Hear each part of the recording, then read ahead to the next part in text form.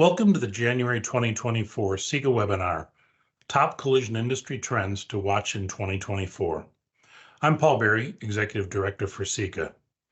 The Collision Industry Electronic Commerce Association, or CIECA, develops and promotes electronic communication standards that allow the collision industry to be more efficient. We also provide webinars like this one to help educate both members and non-members on trends that impact systems, processes, and the exchange of data across the industry. Today's presenter is Ryan Mandell, Director of Claims Performance for Mitchell International. As we start the webinar, I want to remind you there is no verbal communication between the participants and the presenter. If you have questions during the webinar, please type them in the questions panel on the webinar screen. We will answer as many questions as possible at the end of the presentation. And now I'll turn the program over to Ryan. Thank you, Ryan. Thank you so much to everybody for the opportunity to speak with you all today. I'm thrilled to be here. Thank you, Paul. Thank you, Stacy, for the invitation. We're going to be talking about the top collision industry trends for 2024. For those of you that don't know me, my name is Ryan Mandell, Director of Claims Performance for Mitchell. We are a software company information provider to the collision repair industry, among others. And we are laser focused on really diving into data this year and always to help understand some of the trends that are taking place that really help to shape what's going on in our industry. And so we're going to be focusing today on some of these trends to really get a better idea of what has happened in the year that just ended, and then what can we expect to see more importantly in the year ahead. So I'm going to share my screen right now, and we will start diving into this right away.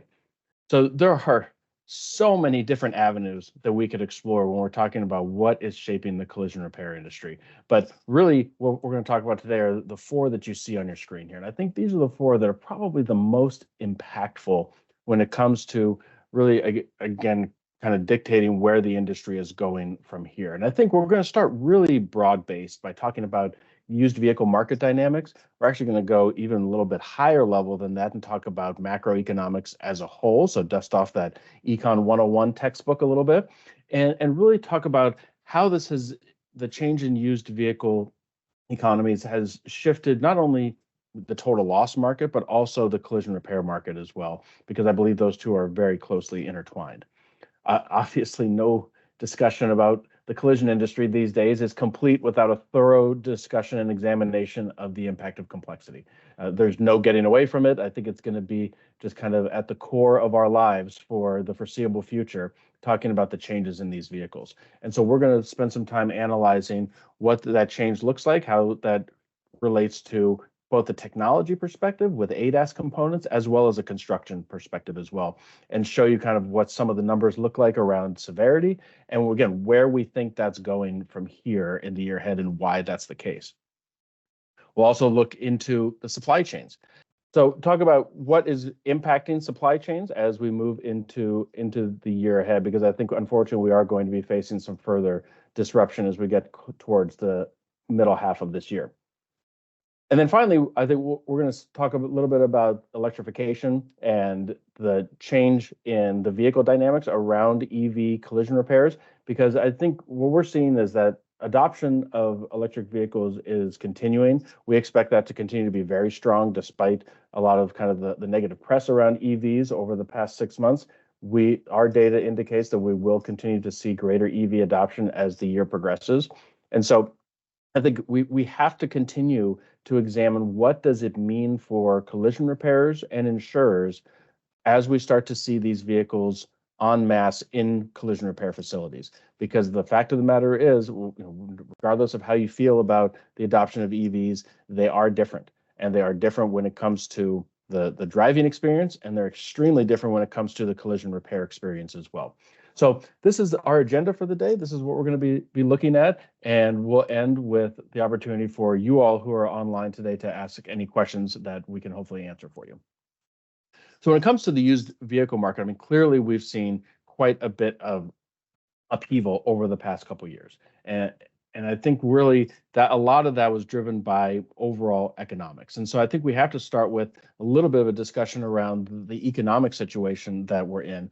And what you see on your screen here is showing you some numbers for the US, but what we see in Canada is actually quite similar. We see very similar trends and very similar numbers for the Canadian economy as well. So I think this is more of a North American discussion, more so than a US centric one. And you can see, one of the biggest troubles facing the economy as of late over the past couple of years has been this dramatic spike in inflation that occurred, especially throughout 2022. Now, that number has definitely come down. You can see the chart from the US Bureau of Labor Statistics on your screen. That number has come down. However, when we look at that forecasted inflation for 2024, that 2.5% number that JP Morgan is predicting, we have to remember that's 2.5% on top of the inflation we've already experienced. So while it may feel like you may look on the surface that number is coming down, we still expect to see inflationary trends over and above what we've already experienced.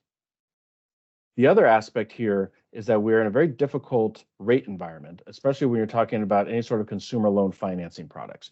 And really what JP Morgan in their report came out with and said that they're not expecting even the chance of a rate decline anytime until the summer of this year. And the Bank of Canada came out and said something very similar. And that's really the most conservative estimate about the earliest that we might see that rate decline. It's very likely that we will go all of 2024 without any decline in interest rates. And so that really impacts all of the different financing vehicles, but especially automotive financing. And you can see, what we see on the screen here is the average total loss market value for both the US and Canada. And that's the area chart. You're seeing total loss frequency in the line chart, and then just a snapshot from Experian of these average vehicle financing rates depending on your credit score. And so you can see the subprime market, below that's 660 credit score rating, it is extremely expensive right now to finance a vehicle. You're talking about 9 to 14% for a new car loan and 13.5 to almost 22% for a used vehicle loan. So I think part of that is, one of the reasons why we've seen this stabilization of total loss market values. We've seen the stabilization in the used vehicle market. And actually, when we dive a little bit more granular in this is looking at a quarterly basis. If we actually look at this on a monthly basis, you can really see where this stabilization has taken place. And really over the course of the past year or so, the US has actually seen more than half of the months in that time period actually saw a decline in average value from the prior month.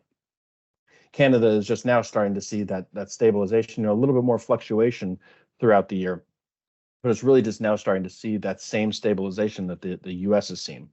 And we expect that these numbers are going to continue to not only flatten out, but actually start to decline as well. The other numbers you see on your screen here are looking at total loss frequency. And this is something where we had seen as average market values were being driven up, we were seeing total loss frequency decline. Because what was happening is the total loss threshold was changing so dramatically. And as the vehicle got more expensive, you had more room to actually be able to repair that vehicle as opposed to write it off as a total loss. That now became the most cost-effective option. Well, now as these vehicle values right size and we start to see signs of a correction, we do expect to see that total loss frequency is going to start to steadily increase as we see those values decline. That again diminishes that total loss threshold and gives you less room to be able to complete that repair. But again, nothing outside of what we've seen historically, more just kind of right sizing to the trend that we are seeing pre-COVID. So when we think about the year ahead, really what we're looking at, and I think our prediction is very much in line with a lot of automotive economists out there, and this is a quote from Mr. Rob from Cox Automotive, talking about how 2024 is most likely going to be less volatile than recent years. And we fall in line with that as well. We expect the same. But I think we also agree that there's so many variables at play here that we can absolutely start to see an increase in volatility if some of these things start to change. If we see greater geopolitical disruption that can impact the automotive market, if we see changes in monetary policy, these are all things that can have a dramatic impact really quite rapidly. So I think 2024 is going to be, in our estimation, a year of stabilization and actually more of a beginning of a correction in used vehicle values. So I think the takeaway here is that we believe that we are beyond the peak of the rise in used vehicle values. I don't think the correction is going to be a sharp one. I think it's going to be some time before we start to see really significant declines in average used vehicle values, and we may never see it, quite honestly. We may see that this is a permanent change in vehicle economics, but any correction that we do see in the near term, we certainly expect to be more gradual as opposed to something that is more dramatic. So looking at complexity, this is definitely, I think, the biggest issue, the biggest item that is driving the changes in the automotive industry as a whole, and certainly changing the way of business for collision repair facilities and the economics of the organization of an insurance company. And so when we look at complexity, this takes multiple different shapes. Again, talking about the technology in the vehicles, the ADAS components, and the management of those components, as well as the change in the construction of those vehicles. So we're going to talk about both here. I think it's important to start just looking at where has that average cost of repair gone over the past couple of years. This is, again, showing you both US and Canadian data for average severity. This is based on all of the repairable estimates that are uploaded to Mitchell Systems. And what you see is even just looking at 2023 versus 2022. And again, 2023 is not fully mature yet as supplements continue to roll in over the next several months, and vehicles that were initially written in 2023 get scheduled for repairs in 2024. But we're already seeing over 6% increase in the US and just around 9% increase in Canada. This is very significant. This may not seem like a lot, but when you think about historically, we're talking pre-COVID, where the average severity increase was trending, we are looking at typically between 3.5% to 5% on an annual basis based on fully mature data. When we look at the first half of 2023's data, which we can assume to be fully mature, we're more than 6 months out of the end of the first half of 23, we see about a 10% increase over the first half of 2022. And if we look at full year 2022 compared to full year 2021, we see another 10% increase. So 18 months of 10% increases in average severity. That is not insignificant. We're talking about a big change here, especially when compared to where we have been historically. And so complexity plays a large role in that, coupled with some of these inflationary trends. We talk about, what you see on your screen here, the average increase in labor rates, 4.5% to 6% increase in labor rates. That is much more than what we've typically seen. We've seen a lot of, some periods of time where labor rates have been relatively static for several years. That's all changing now because of the dynamics of the labor market. We've also seen parts inflation. We saw in 2022, we saw a 17% increase in aftermarket prices based on like-for-like basket of goods type of analyses, and about 10% increase in OEM parts. So big changes in the overall economics of the repair that go along with this rapid change in complexity and what is required to bring a vehicle back to pre-loss conditions. So we've essentially reached this time period where it's a perfect storm in terms of cost drivers that are contributing to this change in the average severity number, increasing on a much more rapid level than what we've seen in the past. So what we see in the future here in 2024, we are forecasting that that average severity number is going to be well north of $5,000 for both the U.S. and Canada when we look back at full year 2024. This is essentially in line with the continuation of that same type of percentage increase that we've seen over the past couple of years. And then some of the numbers that you see on your screen here are just some leading indicators that give us a window into understanding the change in estimatics and the change in the processes around bringing these vehicles back to pre-loss conditions. There's an increase in labor hours. And again, important to note that this is considering the fact that 2023 is not fully mature yet. So we expect these numbers to actually change even more and to indicate even more of a change. So an increase in the average number of labor hours. This is related to so many different facets. What you don't see on your screen here is the average number of replacement parts has increased. We're seeing the average number of replacement parts increase by roughly about almost half a part to a full part a year. It doesn't seem like a lot, but historically, again, talking pre-COVID, we would see an increase of about 1 part per estimate every about 5 years. Now we're seeing it almost every year to 18 months. So that is a very dramatic change. These vehicles are being built more complexly in terms of the number of components that they're equipped with. You see on here also the average total number of operations on the estimate has increased. So there's more lines on these estimates. There's more systems that need to be dealt with that you need to ensure are being brought back to pre-loss conditions. So not and no two vehicles are the same.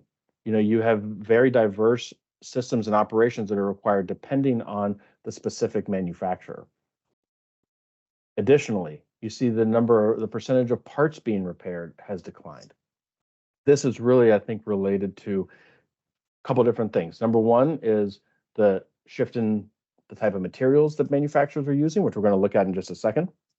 And number two is also the presence of that technology. In many cases, the presence of that technology will prohibit the repair of a part from actually taking place because of the fact that a repair could potentially harm or get in the way of the proper functioning of those ADAS components that are equipped on that vehicle that sit potentially behind that part. So talking about the construction of these vehicles, this has been a change that's been taking place for quite some time. It's kind of had a long runway here. We've seen it really accelerate over the past several years, especially. So when we look at lightweight construction, manufacturers are now turning to lightweight materials, essentially a mixed material suite that they are incorporating in order to manage crash energy more efficiently and also improve range for EVs and fuel economy for ICE vehicles. And so what you see is that in 2023, when we did an analysis and we examined all of the major components, sheet metal parts that were replaced, written for replacement. See, about 23.5% of those could be identified as a material other than mild steel. These are going to be materials like aluminum, carbon fiber, composite, magnesium, all of these different materials that are not mild steel. And that's a pretty big jump from the prior year. The prior year, we saw that number was just a little bit over 22%. So about a 1.5 increase year over year in that average, in that percentage of those parts that are classified as lightweight. So what does that mean overall for the industry? Why is that significant? Well, it's significant because when we look at these parts, they do an excellent job of managing crash energy, of dispersing it away from the occupants in the vehicle. That's one of the benefits of using this kind of material in addition to the actual lightweighting of it. There was a study that was done by Ohio State University that found that using a structural aluminum was able to absorb twice the crash energy as a structural mild steel was. And it does that because of the metallurgic properties in the material. And actually, most of these materials will become very brittle when they're involved in an accident. So they're much more likely to crack as opposed to deform. So if you think about repairing a panel, let's just think about a hood. You think about repairing a hood that's either dented or it's cracked. You can imagine which one is going to be a much more likely repair, and it's going to be the dent. So when we examine the repair versus replace decisions made on these different parts, what we see is that 54% of the time, these major component sheet metal parts are repaired when they are constructed of lightweight materials, compared to almost 58% for mild steel parts. So we see that there is a delta there. There is a difference to the lower for the repairability of these lighter weight parts. It's not saying that these parts aren't repairable. It just means that, again, the properties of the material mean you're just presented with less opportunities to actually execute that repair.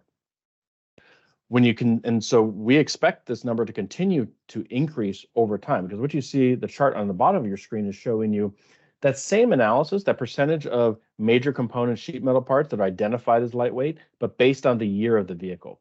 So not surprising, the newer the vehicle, the more lightweight materials it has on it. And we expect that number to only continue to grow. So as the average age of vehicles shifts right continually year after year, it's going to mean that your repair facility or the vehicles that you insure are going to be much more likely to have these lighter weight components. Right now we see the average age of vehicle in the United States in the collision repair industry is about 6.5 years. And in Canada, it's about 5.5 years. So if you think in just 3 years time, we go, 3 or 4 years time, we go from 2016, 17 model year vehicles to 2019 and 20 model year vehicles. Well, that's a big shift. We actually see quite a bit of difference in the type of parts that are being used and the technology present on those vehicles from that kind of mid 2010s timeframe to the late 2010s timeframe. So I think it's going to continue to be a dramatic shift towards lightweight materials and towards more technology. And that really, I think, presents itself when you start to look at ADAS calibration trends. And I think this is probably the best proxy for understanding the impact of additional ADAS functionality on today's vehicles. And so what you can see on your screen here on the bottom is the frequency of which these calibrations are being written on estimates for both the US and Canada.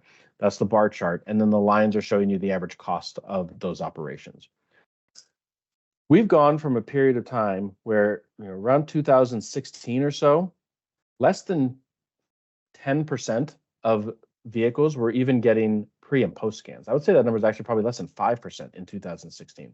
To now, today, in 2023, or in the year just ended, 3 out of every 4 vehicles in the US are getting pre and post scans, and almost 9 out of every 10 in Canada are getting pre and post scans. So in less than a decade, we have now essentially added a compulsory operation to almost every single repair. I believe that that's where calibration operations will be headed in the near future. When you look at the frequency of calibrations, that number has doubled over the past 2 years. When you look at how that number trends compared to, when you break it down to the newest vehicles, again, those newer vehicles, 0 to 3 years old, almost 30% of those are getting calibrations today. So again, as that car park shifts right, I think this is only going to show us that we're going to be much more likely to be requiring these operations to ensure that these vehicles are brought back to pre-loss condition, not just from a cosmetic and structural standpoint, but from a technological standpoint as well. And so we expect that when we're sitting here, a year from today, and we're looking back at the end of 2024, I think we're going to see that over 35% of vehicles closer to the end of the year in 2024 are getting calibrations in the US, and probably closer to about 20% in Canada. So I think we're going to start to see these numbers increase more rapidly. I think that number is probably going to essentially double over the course of the next year. Again, because of the fact that that average age of vehicle is shifting right, and these vehicles have greater requirements. It's not just that these vehicles are being equipped, these newer vehicles are being equipped with more technology. It's also the fact that we're seeing a shift in OEM procedures around calibrations, shifting from having a list of specific situations where a system will require a calibration to requiring calibrations simply in the event of a collision. In the event of an accident, X, Y, and Z systems need to be calibrated regardless of the point of impact and regardless of the severity of that impact. And I think that is going to be one of the biggest changes that's going to cause a greater need for these calibrations.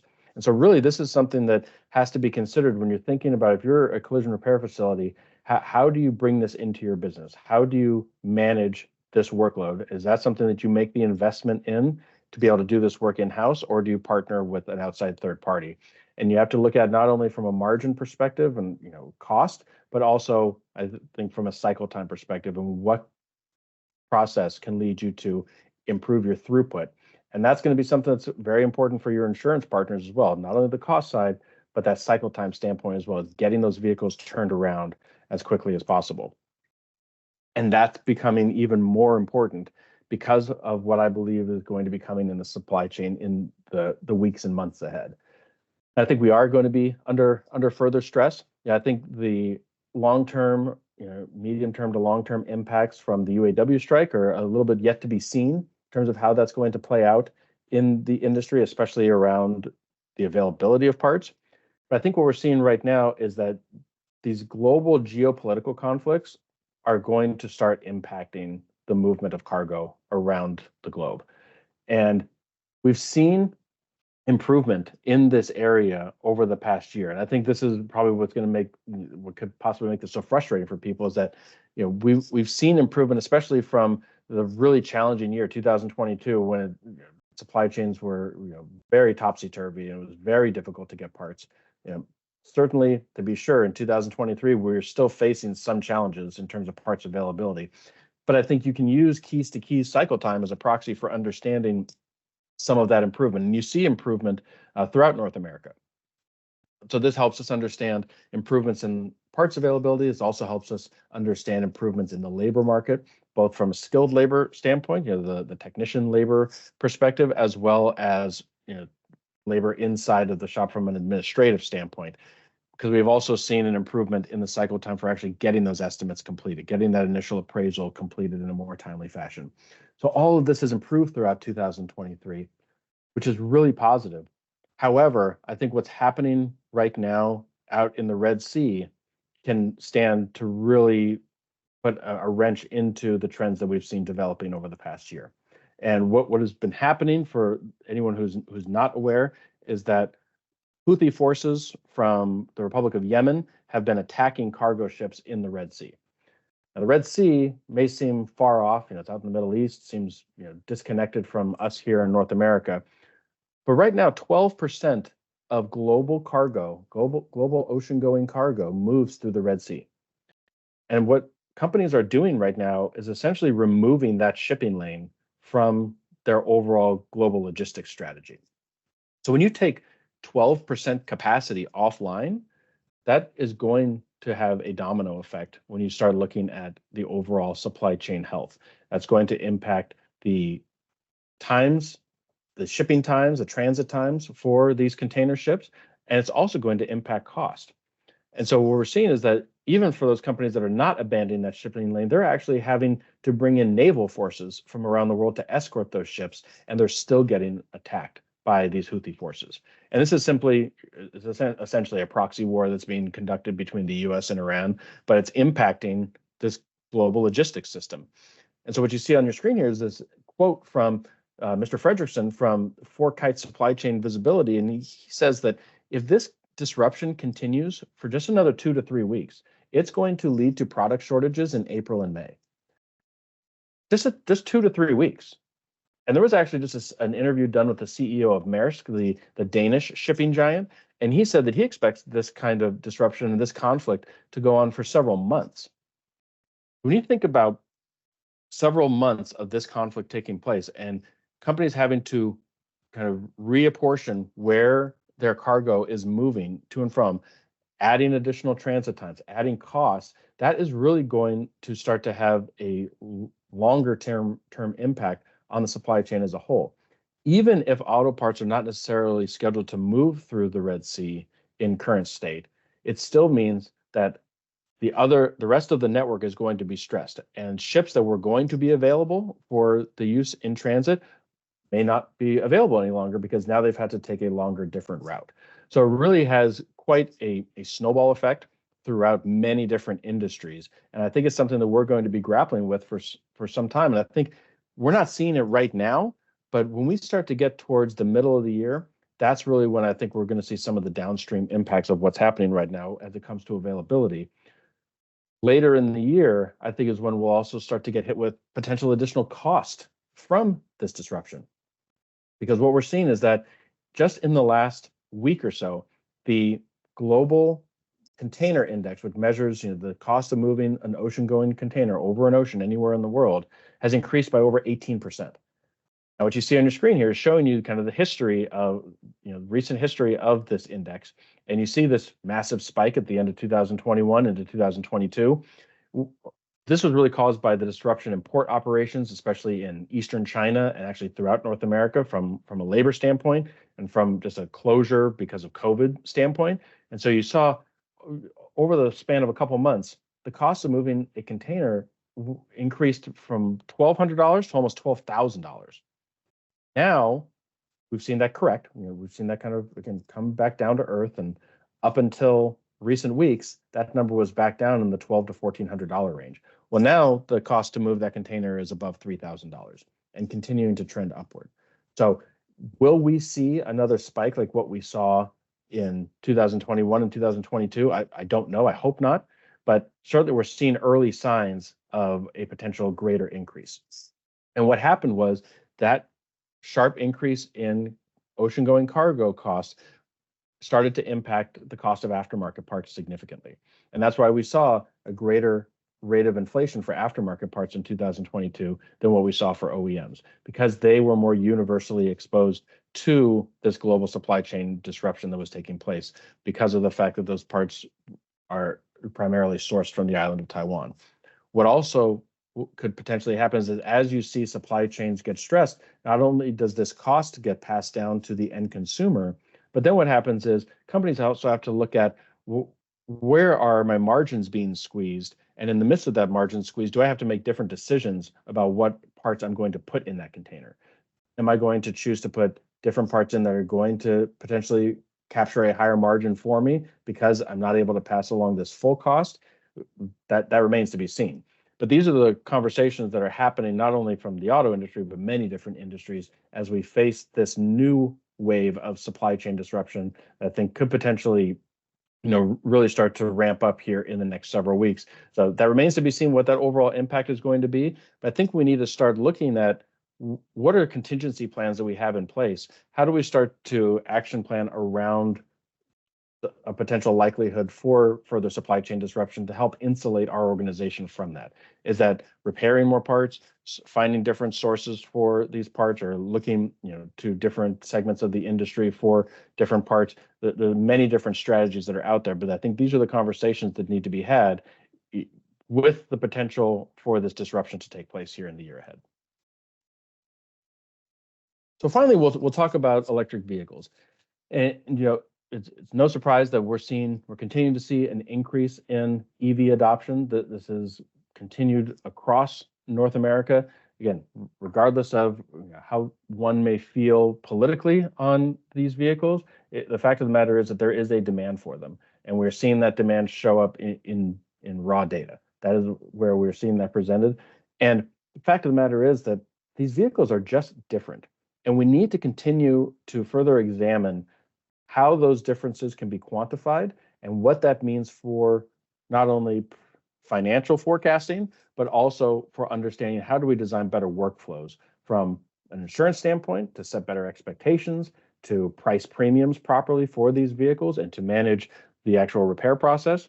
And also from that collision repair standpoint to ensure these vehicles are being repaired properly, to ensure that the vehicles are being repaired to the right specifications, that we're going through the right processes, not just to repair the vehicle properly, but to ensure the safety of those who are working on the vehicle and also the safety of the vehicle owner, most importantly.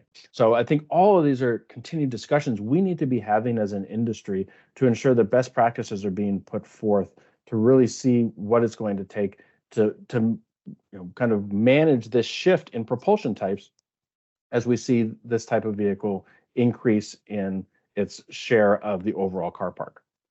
So when we look at year-end 2023, we see almost 2% of repairable vehicles in the US could be identified as a full battery electric vehicle. That number is closer to about 3% in Canada. We definitely see the province of British Columbia is the leader actually throughout North America in terms of EV frequency, actually even above where California is. So there's definitely, we see some hot spots here for the adoption of EVs, obviously a lot around major metro areas. But one of the reasons why I think we're going to continue to see growth in this segment of vehicles is the fact that we're starting to achieve price parity much faster than many organizations originally thought. There was a report that was done by Bloomberg New Energy Finance several years ago that predicted that we're going to start to see the early signs of price parity, kind of the first vehicles where we're seeing close parity in terms of price between an ICE variant and an EV variant by about 2030. We're already starting to see signs of that coming in the years ahead. When we look at a study that was done by Kelley Blue Book, what they found was that the price premium for EVs compared to ICE vehicles actually diminished in 2023 from 15% down to 8%. So we're only looking at single-digit price premium when you talk about comparable vehicle types and an ICE vehicle compared to the EV. That certainly, I think, is a function of some of the economics of vehicles as a whole, that contributed to that, as well as some of the deliberate price cuts made by several manufacturers, most notably Tesla, near the end of the year.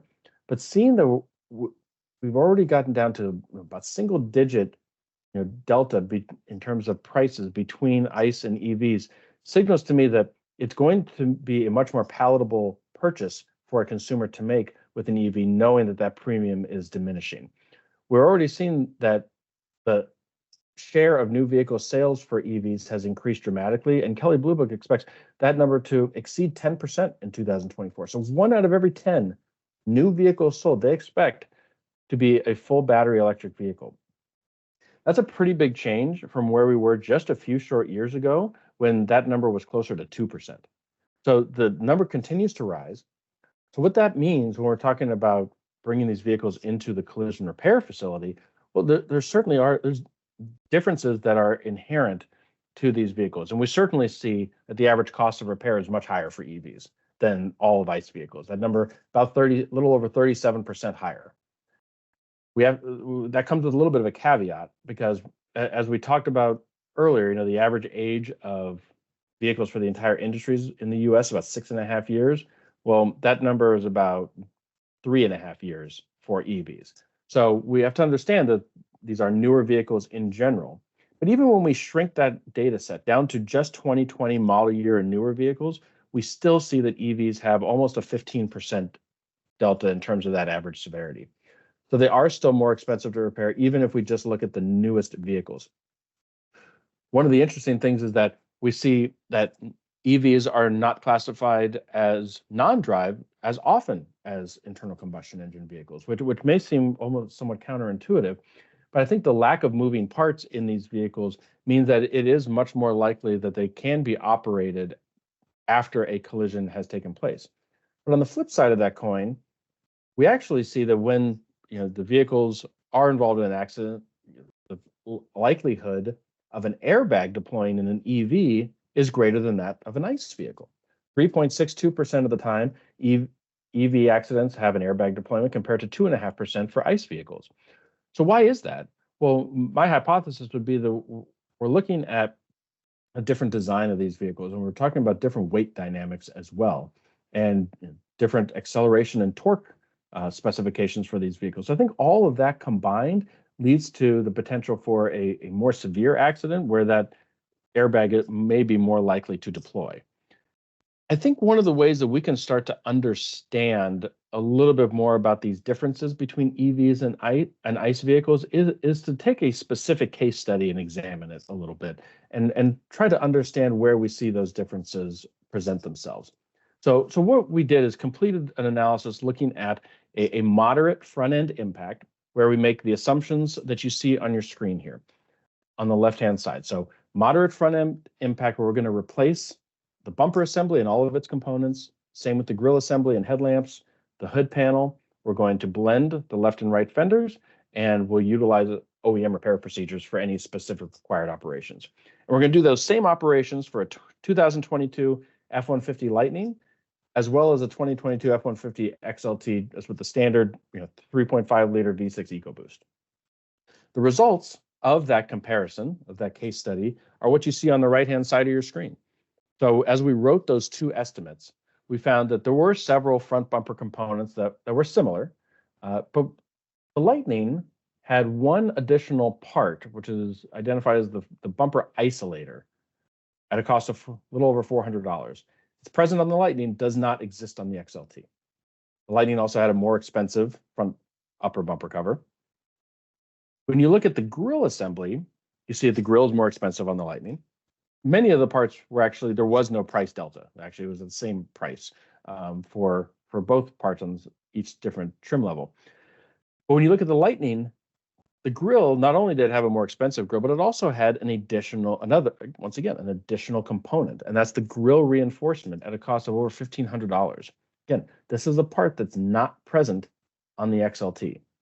So those first two results, we see there's an additional part on the EV version of this vehicle. Well, why would that be? Why are we seeing additional parts when most people are telling us that EVs have less parts? They have less moving parts, but it doesn't mean they have less crash parts. If you look at the design of these vehicles, EVs typically have a much more simplified structural design. When you look at the front end of this vehicle specifically, the internal combustion engine on the XLT or in any other vehicle is actually quite integral in the crash absorption strategy for that vehicle and absorbs quite a bit of crash energy. When you don't have that internal combustion engine and its associated components, you need to find other ways to absorb that crash energy, which is why I believe what we're seeing is engineers are adding these energy absorption components closer to the cosmetic part of the vehicle, closer to the exterior of the vehicle, which makes them more susceptible to damage in a crash. And so that's why I believe you have this additional front bumper isolator, you have this additional grille reinforcement. Additionally, you see that when you go into the OEM repair procedures, they actually dictate that because this vehicle is going to go into a paint booth, it's going to have a bake cycle to harden the clear coat, the OEM repair procedures dictate that the high voltage battery must be removed before the vehicle goes into that bake cycle. So you have now an additional R&I of that high voltage battery for about 3.5 mechanical hours. And that's critical to ensure that battery is not exposed to high heat and does not incur damage during the paint process. That's going to, again, protect the employees at the collision repair facility, protect the battery so that the vehicle owner is protected once they get that vehicle back. So when we look at just these two vehicles, again, two versions of essentially the same vehicle, we found that the Lightning had an overall repair cost delta of a little over $3,500. Now, to be sure, this is one specific example. This may or may not be the case for every single electric vehicle out there, but it certainly was crystal clear for this specific example. So again, it's not only that we're looking at this cost delta, but there's also this process difference that exists for the Lightning that does not exist for the XLT version of this vehicle. That is absolutely critical to be aware of to ensure that the right process is being followed, to ensure that a proper and safe repair is the final outcome after this vehicle has been in a collision. If you are interested in learning more about the research we're doing around EVs, this has become, as this segment of the vehicle population has grown so significantly, we've devoted significant resources to understand the impact on the industry as a whole.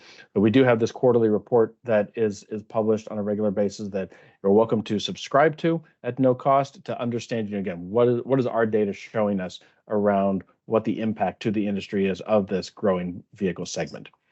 And then finally, just an additional resource for all of you out there, we do have a podcast that's available on Spotify and Apple Podcasts that dives into a lot of the trends that we're seeing in the industry. And so this most recent one is kind of along the similar theme here about what we can expect to see in 2024. And in most of these episodes, you're going to hear from different perspectives throughout the industry, whether that be, from a parts perspective or investment banking or, from, trade groups. Many different, people will come on the show to provide their perspective. So you're getting to see these trends through many different lenses. So this is something that's definitely available to you as a resource as well. And with that, I just want to say thank you to all of you for participation today. Thank you for being here and spending some time with us. And with that, Paul, I'm happy to take any questions from any of the attendees today. Great. Thanks, Ryan. That's really interesting information. Thank you for sharing that with us. Stacy Phillips is our marketing director, and she's been monitoring the webinar for questions. Stacy, take it away. Yes, our first question is, Ryan, what do you think is driving the difference in calibration frequency from the US to Canada? Yeah, so I think, there's a number of different reasons why we could be seeing that. I think one of the reasons is potentially just lack of visibility and awareness around the need for calibrations. I wouldn't say that's across the board, but we actually saw in the early days when we looked at diagnostic practices, we actually saw a similar trend in diagnostics in the frequency of pre and post scans taking place. But then at one point, Canada eclipsed the US. And now we're seeing Canada scan more vehicles on average. So I wouldn't be surprised if we actually see a similar trend take place there. But it's definitely something that, we're still kind of in very nascent stages of this, even though it feels like it's been a trend for some time. But I would expect that number to grow potentially even at a faster rate than what we see in the U.S. Thank you. The next question is starting with a comment that changes in vehicle design and equipment, for example, ADAS, are going to force collision repair centers to train and develop their team members. Do you think the industry is ready for this change? I think many people are ready for the change. The industry as a whole, I don't think we could make that generalization, but I think it's going to be good for the industry. And I think that the industry will adapt, as it always has, to changes in the vehicles and how to approach repairs to them. I think one of the benefits that we're going to see from this increase in technology and the addition of all these ADAS components and change in this construction is, I think it's going to bring a new breed of technician into the industry, and I think it makes this industry much more appealing. Having this new type of experience, this new type of technical prowess that will be required to repair today's vehicles. So I think there will be a bit of a period of transition, but I think shops that embrace change and understand how this is going to impact the industry as a whole, impact their specific organization, and have a plan around that are going to be the ones that are the most successful. Thank you. Our next question is, as repair facility owners think about investing in calibration centers, the topic came up regarding self-calibrating vehicles in the future. Do you think this is coming in the future? And if yes, how soon? Yeah, so I think I've heard that question several times, and I don't have a first-hand source on if and when that will be available.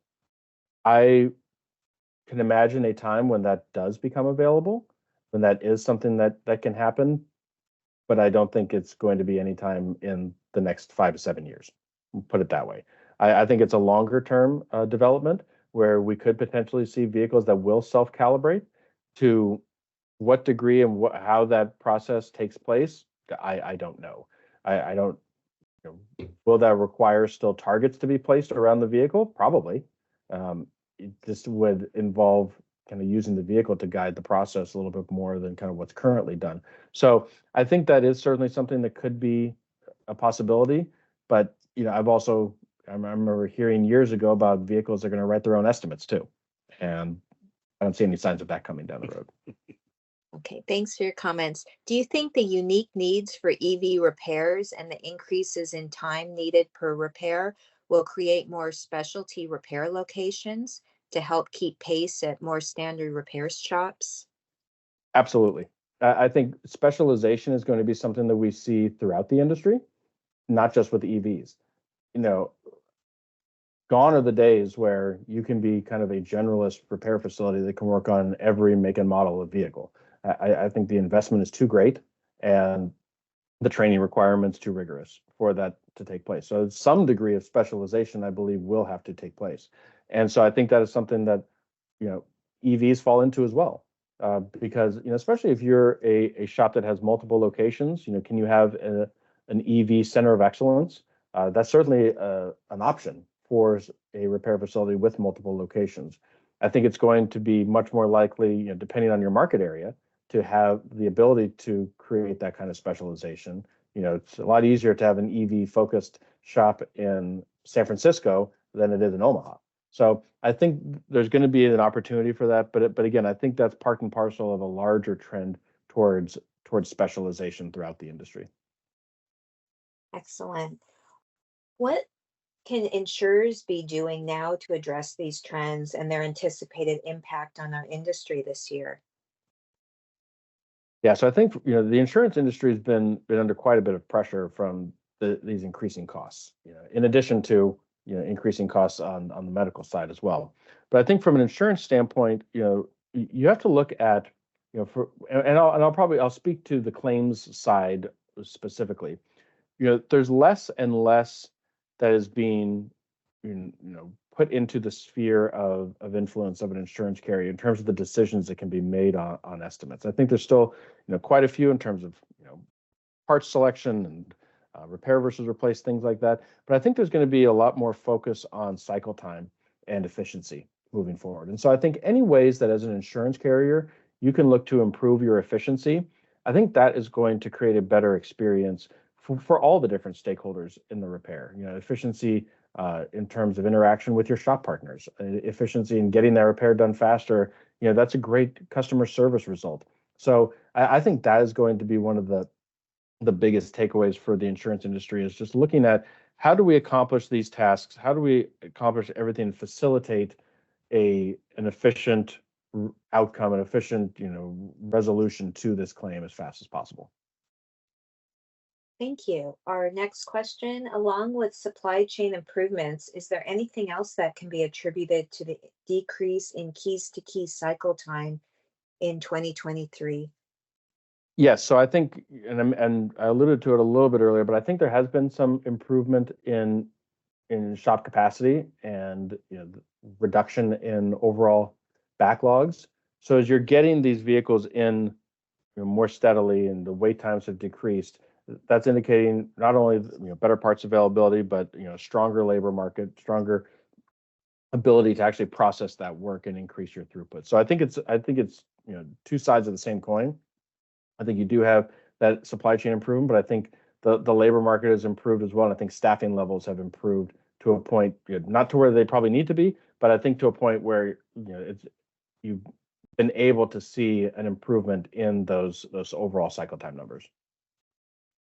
So with the cost per accident being higher and more expensive, what impact do you see the insurance side playing into the average buyer's ability to justify an EV? Well, I think it's definitely part of the overall cost of ownership discussion. And when you buy an EV, that you have to look at that lifetime cost of ownership. And yes, you're not going to be buying fuel, but you are going to be paying for charging, and you could potentially have a higher premium on those vehicles.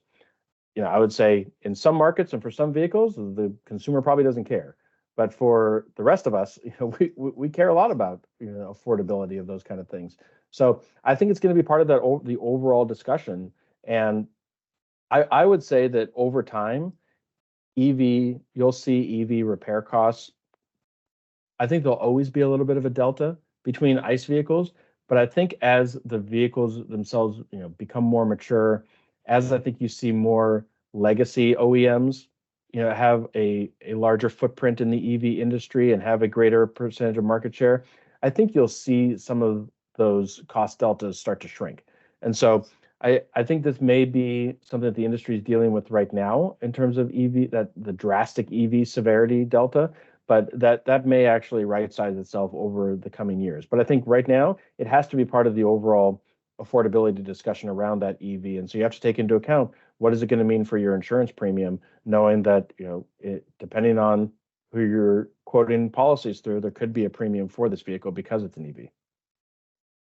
And we have another question about EVs. Why were EVs less likely to be classified as non-drivable as compared to ICE vehicles? Yeah, I think it relates to the lack of moving parts in the vehicle, and the fact that you do have so many moving parts, so many fluids running throughout the vehicle on an ICE configuration. And it's like, if those are compromised, then that can lead to potential, if you drive the vehicle, that can lead to potential, further complications of the internal combustion engine itself. And so I think it's going to be more likely those are going to be classified as non-drivable. Whereas with an EV, you don't have those same, those same moving parts. And so we actually see, it's interesting, when you look at EVs, you actually see a higher rate of non-drives for rear end impacts than front end impacts. And I think that's just because that's going to be closer to the location of the high voltage battery. And so then you're going to be talking about, okay, well, now we need to ensure that this battery is not going to get damaged anymore. So I think, but in general, I think it's just the lack of moving parts, the lack of heavy usage of fluids in those vehicles mean that you may be able to operate it more likely after an accident, except in those rear end impacts. Then we actually see more parity with ICE vehicles. Thanks for the insight. And the last question we have time for, what does the data look like when it comes to total losses in EVs versus ICE vehicles? Yeah, that's an interesting question, because I remember last year a lot of news organizations were reporting that EVs were just totaling left and right. That if you're in an accident in an EV, it's probably totaled. But our data doesn't show that. We actually see a lower rate of total loss for EVs as a whole compared to ICE vehicles. Again, we have to remember that these EVs are newer on average. They are worth more, so you would expect that number to be lower. When you actually compare an EV, if you look at the average ACV of an EV, it more lines up with just a regular luxury vehicle on the ICE side. And so if we look at total loss frequency for 2020 model year and newer EVs compared to 2020 model year newer luxury ICE vehicles, it's almost identical. So I don't think we see a big difference when it comes to total loss frequency for EVs, especially when we look at a more apples to apples comparison. I think one thing that is leading to less EVs being totaled right now is also the fact that they are garnering a lower salvage value at the moment than ICE vehicles. I think there's a little bit of hesitancy to purchase a salvaged electric vehicle from the recycling industry because of some of the unknowns around how to process that vehicle, how to manage, care for the battery, how to store the battery. I think as that process becomes more mature over time, you'll see the salvage value increase for those and come in line more with ICE vehicles as well. Thank you. All right. Well, thank you, Stacy. And thank you, Ryan. Great information. As we conclude here, I'd just like to point out this presentation has been recorded and will be available later today at CIECA.com. I would invite you to check CIECA.com for a schedule of future broadcasts. And CIECA is partnered with the Automotive Management Institute. Attendees of this webinar are eligible to receive credit towards professional designation from AMI after taking a short quiz on the website. And with that concludes today's webinar. Thank you.